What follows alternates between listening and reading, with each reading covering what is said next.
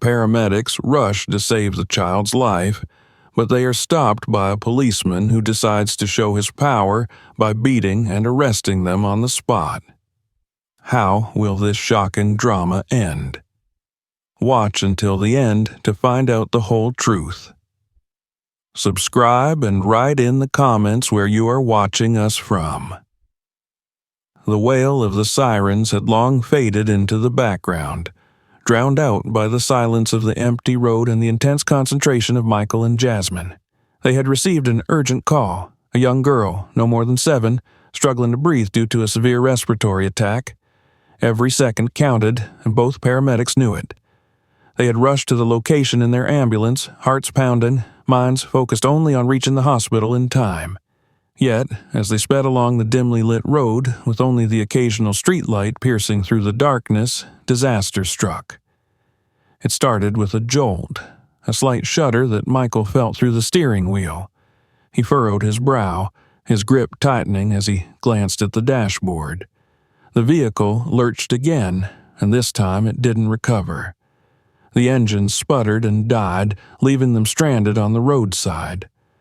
A cold sense of dread washed over him as he realized the ambulance had broken down. "Not now, come on," Michael muttered, his voice filled with urgency. He twisted the key in the ignition, but the ambulance remained silent. Jasmine, sitting in the passenger seat, turned to him, her face pale with anxiety.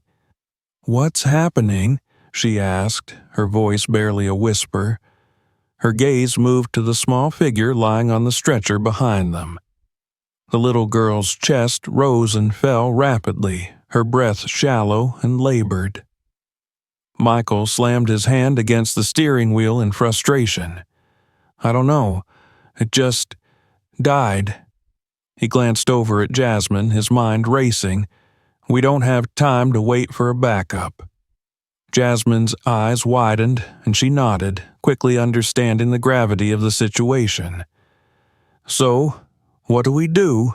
she asked, her voice trembling slightly. Michael took a deep breath, forcing himself to think clearly. "We need to get her to the hospital. Now. We can't risk losing even a minute." Without hesitation, he unbuckled his seatbelt and stepped out of the ambulance, running to the back to open the doors. Jasmine followed suit, her heart pounding as she glanced down at the girl's pale face. Her breathing was shallow and her eyes were closed. Jasmine leaned over, checking her pulse, feeling the weak rhythm beneath her fingers. Time was slipping through their fingers, and the hospital was miles away. "We'll take my car," Michael said, urgency lacing his voice. He gestured towards his own vehicle parked nearby. It wasn't equipped with the tools they needed, but it was their only option. They didn't have the luxury to consider alternatives. Jasmine hesitated only a moment before nodding, her determination matching his. They carefully lifted the girl, transferring her to Michael's car with as much caution as possible. Every second felt like an eternity as they settled her in the back seat, Jasmine kneeling beside her to monitor her condition. Michael jumped into the driver's seat, and with a glance at the road ahead, he sped off, tires screeching against the pavement as they left the ambulance behind. The road stretched ahead, a narrow and winding path illuminated only by their headlights. The street lights were sparse, casting long shadows that seemed to close in around them. In the silence of the car, the girl's labored breathing was the only sound that filled the air, mingling with the rhythmic beat of Michael's heart hammering in his chest. As they drove, Jasmine kept her eyes fixed on the girl, whispering words of encouragement that she knew the child couldn't hear, but felt compelled to say nonetheless. "We're going to get you to the hospital. Just hold on," she murmured, her fingers gently brushing a strand of hair from the girl's forehead. Michael's mind was racing, a mixture of fear, frustration, and urgency. He knew the route to the hospital by heart, but he couldn't ignore the ticking clock in his head. Each second felt like a grain of sand slipping through his hands. He pressed down on the gas pedal, breaking the speed limit, but he didn't care. The only thing that mattered was reaching the hospital in time. Jasmine glanced over at him, sensing his tension. "Michael, just stay calm. We're doing everything we can." He nodded, swallowing hard. "I know. I can't let anything happen to her." His voice was thick with emotion, memories of past experiences flashing through his mind, moments when he'd fought to save lives, only to watch them slip away despite his best efforts.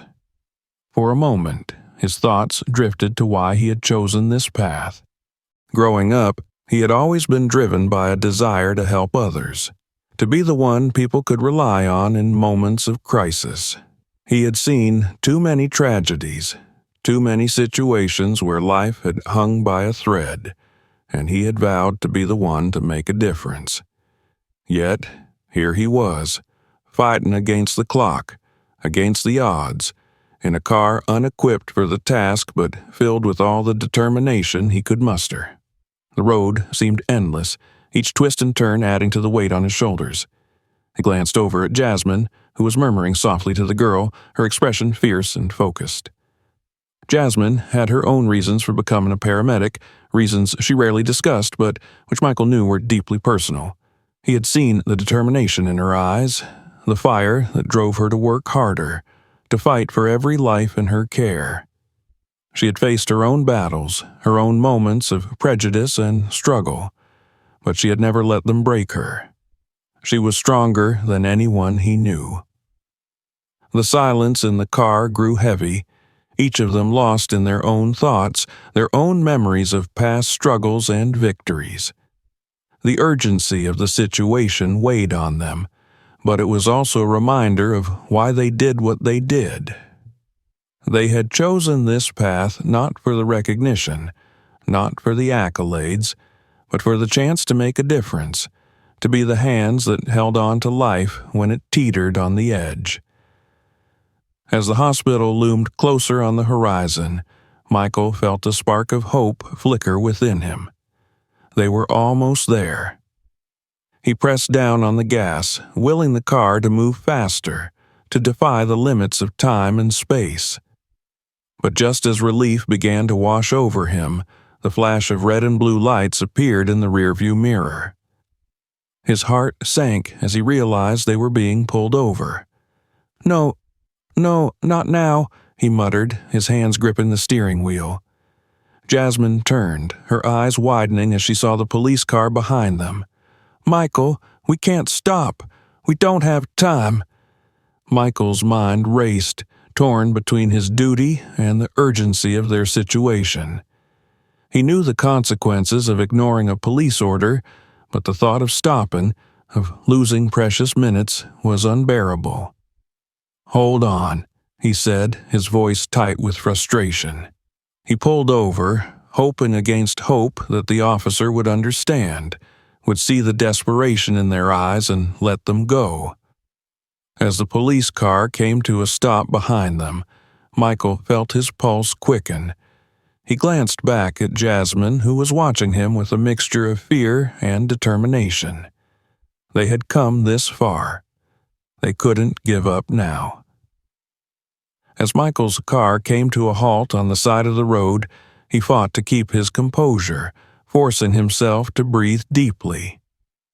The red and blue lights flashing behind them felt like a cruel mockery of the sirens that had led them this far, and the pit in his stomach deepened as he heard the crunch of gravel beneath the police officer's boots. Beside him, Jasmine sat rigid, her eyes darting from the rearview mirror to the small figure lying across the back seat. The girl's breathing was faint, a soft rattle that barely rose above the hum of the car's engine. Jasmine leaned closer to her, gently placing a hand on the girl's shoulder in an attempt to comfort her. She could feel the desperation tightening in her chest. They had come so far, And now, just minutes from the hospital, this roadblock threatened everything. The officer approached the car with a deliberate slowness, his posture stiff and commanding. His face was obscured in the darkness, but the angle of his walk, the rigid set of his shoulders, conveyed an air of unyielding authority. Michael rolled down the window, hoping to explain the situation before the officer even spoke, but the cop's stern voice cut him off. "License and registration," the officer demanded, his gaze fixed somewhere above Michael's shoulder as though he were uninterested in who they were or why they were there. "Officer, please," Michael started, keeping his voice as steady as he could. "We're paramedics. Our ambulance broke down and we have a critical patient here, a little girl. She needs to get to the hospital immediately." The officer's eyes flicked to the back seat, but his expression remained cold, unreadable. He leaned down slightly, peering into the car with an unimpressed gaze. "I saw you speeding and running a red light back there. Just because you're in a hurry doesn't mean you're above the law." Jasmine clenched her hands in her lap, forcing herself to stay calm. "Sir, please, we're telling the truth. Look at her," she said, gesturing to the girl, whose breaths were coming in shallow, irregular gasps. "We're trying to save her life." But the officer merely crossed his arms, his expression hardening. "If this were an emergency, you'd be in an ambulance, not a civilian vehicle," he replied flatly. "Now, license and registration." Frustration surged through Michael. He glanced at Jasmine, who looked just as bewildered and helpless as he felt. "Sir," he said, struggling to keep his voice calm, "we don't have time for this. Our ambulance broke down, and we did the only thing we could. This girl doesn't have time for us to stand here arguing." The officer's face tightened, his jaw clenching. "I'm not interested in your excuses. I'm interested in the law. Step out of the vehicle, both of you." Michael's pulse pounded in his ears. "You're not listening to us. This isn't about the law right now. It's about her life. If we don't get her to the hospital now, she could die." His voice broke, raw with anger and desperation. The officer's expression remained unmoved. He straightened up, his hand hovering over his belt as though preparing for any sign of resistance. "Out of the vehicle," he repeated, his voice low and menacing. "Now." Jasmine felt a rush of fear as she looked into the officer's eyes, realizing with sinking dread that there was no reasoning with him. She glanced back at the girl, who lay still in the back seat, and her heart clenched. The child didn't have time for this. None of them did. "Fine," Michael said through gritted teeth, forcing himself to unclench his hands from the steering wheel. He glanced at Jasmine, who nodded reluctantly, understanding that they had no choice but to comply. They stepped out of the car slowly, and as soon as they were standing beside it, the officer stepped closer, his posture aggressive. Michael tried to keep his breathing steady, fighting the urge to argue further. He knew it wouldn't do any good. It would only escalate the situation. Beside him, Jasmine's hands were trembling, her eyes darting back to the car where the girl was barely clinging to consciousness. The officer's gaze swept over them with a look of disdain. "You think you can just break the law and get away with it because you're wearing scrubs?" His voice was laced with contempt. Michael's jaw tightened. "We're trying to save her life," he said quietly, trying to control his tone. "That's all." But the officer wasn't listening. He stepped even closer, his face inches from Michael's. "I don't want to hear it," he snarled. "You're endangering everyone else on this road with your reckless driving. That's my priority here, not your so-called emergency." The words struck Michael like a physical blow. He could feel his anger building, his control slipping. This wasn't just a misunderstanding. It was blatant disregard for the situation, a refusal to see the humanity in their actions, to recognize the life they were fighting to save. Jasmine, sensing the tension building, stepped forward, trying to intervene. "Please, officer, you don't understand. We're medical professionals and she's in critical condition. Just let us go, and we'll answer any questions you have after we get her to the hospital." The officer turned his cold gaze on her.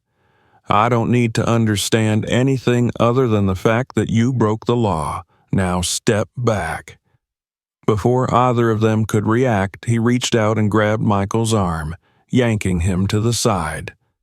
Michael stumbled, catching himself against the car, and Jasmine's heart raced as she saw the officer's hand tighten around Michael's wrist. "Stop!" Jasmine cried, her voice thick with desperation. "You're hurting him!" But the officer only smirked, his grip unyielding. "Oh, am I?" he said mockingly, his tone dripping with sarcasm. He shoved Michael harder, forcing him against the car with a force that sent a jolt of pain through Michael's shoulder. The anger that had been simmering in Jasmine finally boiled over. "What is wrong with you? Can't you see what you're doing?" She stepped forward, her voice trembling with rage. "There's a little girl back there who's barely breathing, and you're wasting time harassing us." The officer's expression hardened, his jaw clenched. He took a menacing step towards her, his voice low and dangerous. "Watch your tone," he warned. "You don't want to add resisting arrest to your list of charges." Jasmine felt a flash of fear, but she refused to back down. She could see the girl's small face in the back seat, her lips tinged with a faint blue. They didn't have time for this.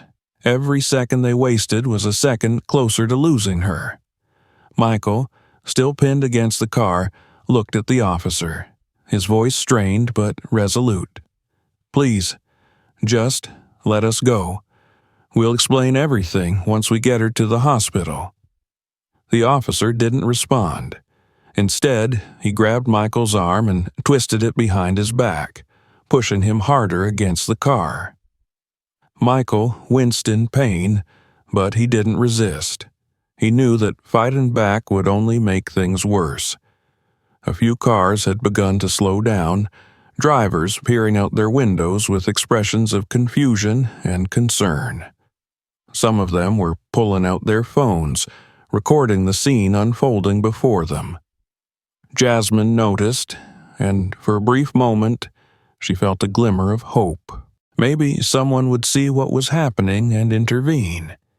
Maybe they would realize the urgency of the situation, but the officer's focus remained solely on them, his face a mask of unyielding authority. He looked at Jasmine with a sneer.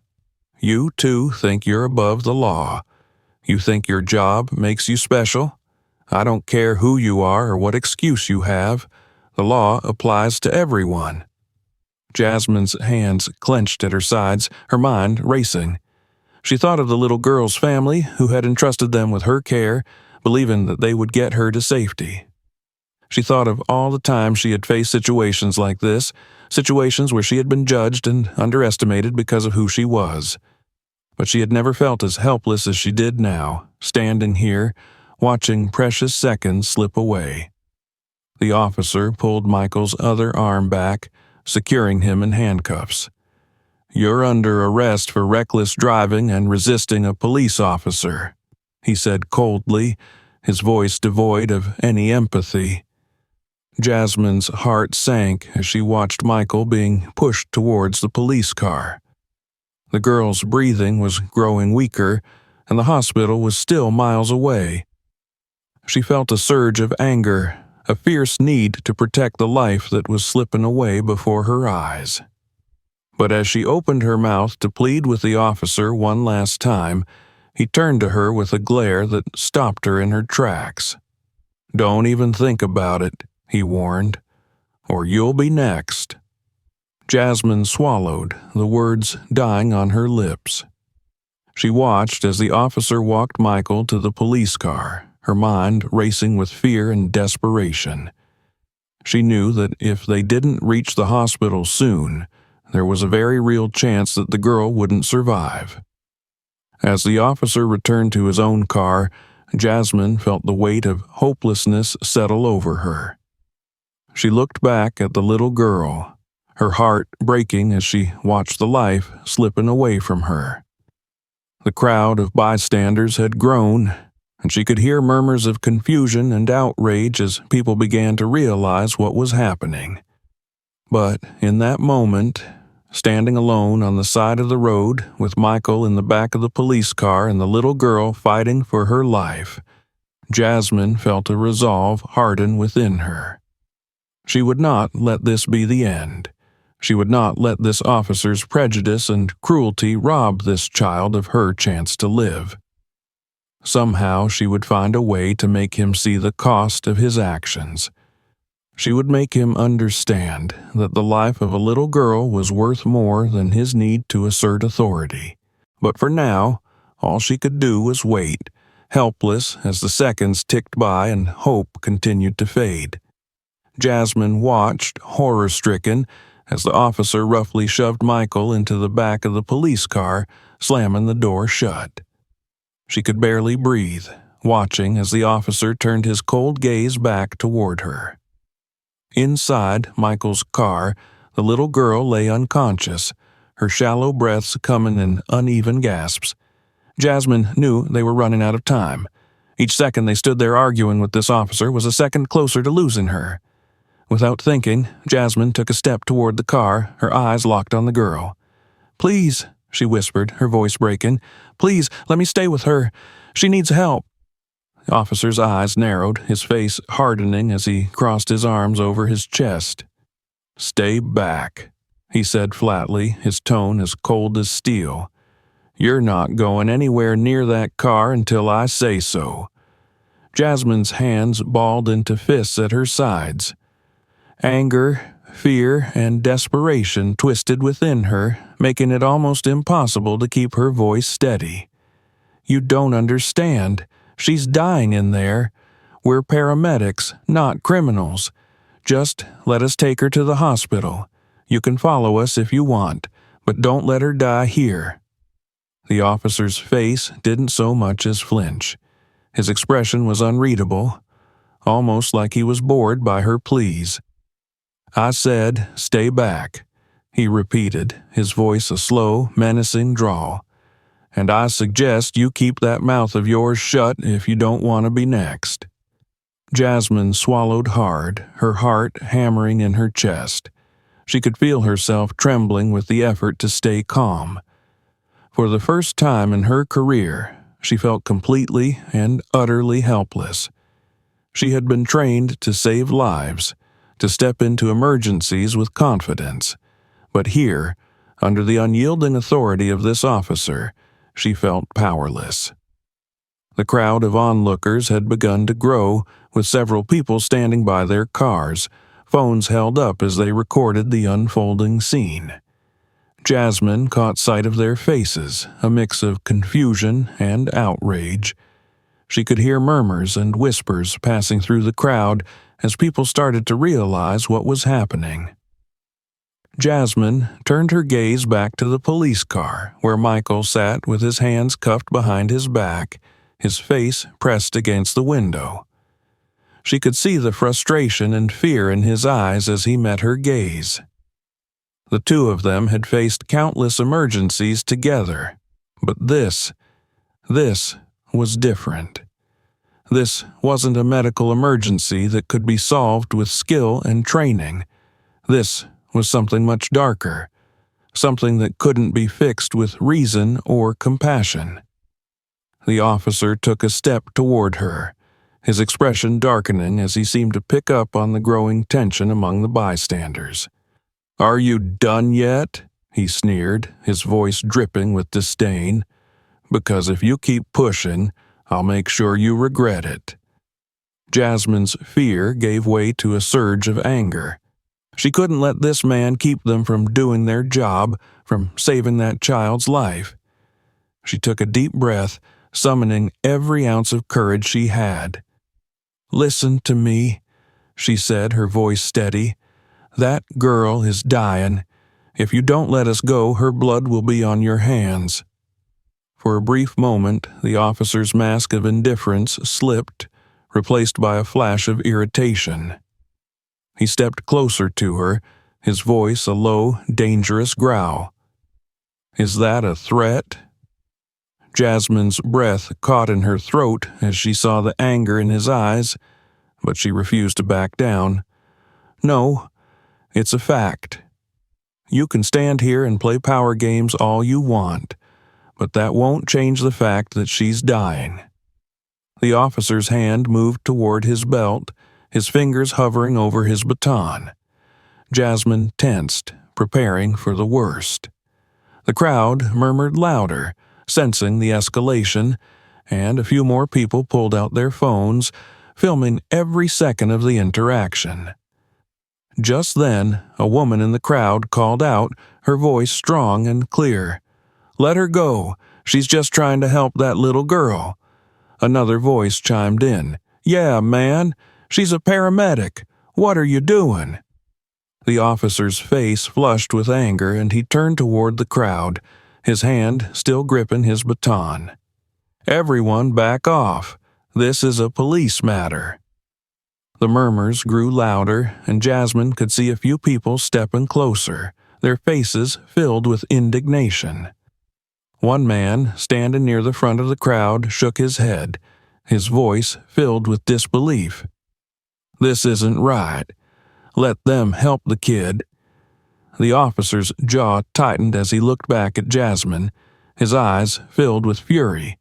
For a moment, she thought he might actually back down, might realize the gravity of what he was doing. But then his face hardened, his hand gripping the baton tighter. Without another word, he stepped forward, grabbing Jasmine by the arm. "You're under arrest," he said coldly, pulling her toward the police car with a force that nearly knocked her off her feet. Jasmine's heart raced as she stumbled, struggling to keep her balance. "Wait, you don't understand. Please just let us help her." But the officer's grip only tightened as he shoved her toward the car, his face twisted in anger. "I don't want to hear it. Get in the car and keep your mouth shut." The crowd gasped, a few people shouting out in protest. "Stop! She's just trying to do her job," someone yelled. Jasmine felt a surge of pain as the officer twisted her arm behind her back, pressing her against the car. She winced, biting back a cry as he secured her hands with handcuffs. She could feel the cold metal digging into her wrists, the weight of the restraints pressing down on her, suffocating her hope. Inside the police car, Michael watched in horror, his fists clenching as he saw Jasmine being roughly handled. He felt a surge of rage, an overwhelming need to protect his friend and partner. He struggled against the handcuffs, his voice muffled as he shouted through the window, but the officer ignored him. The officer forced Jasmine into the back seat, slamming the door shut behind her. She sat there, breathing heavily, her heart pounding as the reality of the situation sank in. She could barely comprehend what was happening. They were paramedics, trying to save a life, and now they were both in handcuffs, powerless to do anything but watch as the little girl fought for every breath. Jasmine looked over at Michael, who was staring back at her, his face filled with the same helpless anger she felt. She could see the pain in his eyes, the frustration of being unable to do anything, and she knew he felt the same guilt eating away at her.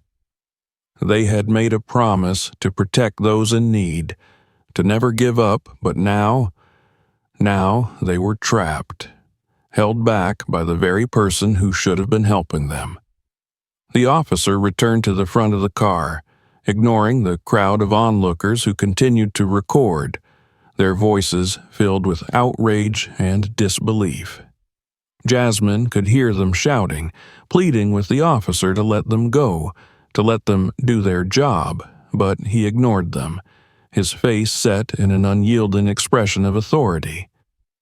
Jasmine leaned her head back against the seat, her mind racing. She thought of the little girl's family, of the trust they had placed in her and Michael, believing that they would get their daughter to safety. She thought of all the patients she had fought for, the lives she had saved. But now she felt like she was failing, like she was being forced to betray that promise. Her thoughts drifted back to her own family, to the struggles they had endured, the prejudice they had faced. She had chosen this path because she wanted to be a force for good, to be someone people could rely on. But here, trapped in the back of a police car, she felt powerless, like all her efforts had been stripped away by a system that refused to see her as anything more than an inconvenience. She closed her eyes, the weight of her helplessness pressing down on her, suffocating her. For a brief moment, she allowed herself to feel the despair, to let the pain and anger wash over her. But then she opened her eyes, a spark of defiance igniting within her. This wasn't over. She would find a way to make this right. She would fight for that little girl, for Michael, for herself. No matter how long it took, she would make sure that the officer and everyone who had watched and done nothing would see the cost of their actions. As the police car pulled away from the scene, the crowd's voices faded into the distance, leaving Jasmine and Michael in silence. But in that silence, they found a shared resolve, a determination that would carry them through the days to come. They would not let this injustice go unanswered. They would make sure the world knew what had happened, that the life of a little girl had been put at risk by someone who had sworn to protect. And as they sat in the back of the police car, side by side, they knew that this was just the beginning of their fight. The city skyline loomed over the courthouse as people gathered outside, holding signs and murmuring in anticipation. News of the incident had spread like wildfire, and now the entire community was watching, waiting for justice. The air was thick with tension, a mixture of anger, grief, and determination. Journalists set up their cameras, reporters shuffled through their notes, and citizens, many who had watched the recording from that fateful night, waited with steely resolve to witness the trial. Inside the courtroom, Jasmine and Michael sat side by side, their faces calm yet resolute. They had spent hours recounting the harrowing night to lawyers and investigators, reliving every painful detail. The little girl they had fought so hard to save had ultimately survived, but only by a narrow margin, and only because of the intervention of bystanders who had eventually rushed her to the hospital. It was this community support that had turned the tide, but the damage was done. Jasmine and Michael knew they couldn't let the incident go unchallenged. This fight was about more than just their experience. It was about demanding accountability, justice, and change. The double doors of the courtroom opened, and Officer Clayton Thompson entered, his face rigid, eyes set straight ahead. He was accompanied by his attorney, who whispered something to him as they walked to the defense table. The audience in the courtroom stirred, and a few people whispered under their breaths, but the quiet condemnation was palpable. The judge entered, and the room fell silent. All rose as he took his seat at the bench, his eyes scanning the room before he nodded, signaling the start of the proceedings. The prosecutor, Linda Chen, stepped forward, her face set with a fierce determination. She had seen many cases of abuse of power, but this one was different. This was a chance to show the community that justice could prevail, that no one was above the law, not even those sworn to uphold it. She began her opening statement, her voice ringing through the courtroom with authority and conviction. Ladies and gentlemen of the jury, today we are here to bring justice for two paramedics who, in the midst of a life-threatening emergency, were stopped, harassed, and ultimately arrested by a police officer who chose to ignore the needs of an innocent child in distress. This officer not only failed in his duty to protect the citizens of this city, but he went beyond the bounds of his authority, endangering the life of a child, all to exert his power over two individuals doing their job. She paused, letting the weight of her words settle over the jury. We are here today because abuse of power is not acceptable, and the community demands accountability. Linda turned to gesture toward Jasmine and Michael, who watched her intently, their faces solemn but resolute. They had fought long and hard to reach this moment, and they were ready to face whatever came next. Now, I will call to the stand the people whose lives were directly impacted by Officer Thompson's actions that night. Linda continued, her voice unwavering. These are individuals who were not only treated unjustly, but who had their very integrity questioned, despite their roles as trained medical professionals dedicated to saving lives. Linda called Jasmine to the stand first. As Jasmine approached the witness box, she took a steadying breath, feeling the eyes of the courtroom on her. She sat down, straightening her shoulders, reminding herself of the responsibility she held, not just for herself, but for everyone watching, everyone who believed in their fight. Linda approached, her tone softer as she began questioning. Miss Daniels, can you describe the events of that night in your own words? Jasmine nodded, her gaze steady. Michael and I were transporting a young girl who was experiencing a severe respiratory attack. Our ambulance had broken down, so we made the decision to use a private vehicle to get her to the hospital. We didn't have time to wait for another ambulance to arrive.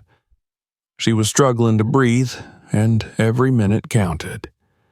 Linda nodded, encouraging her to continue.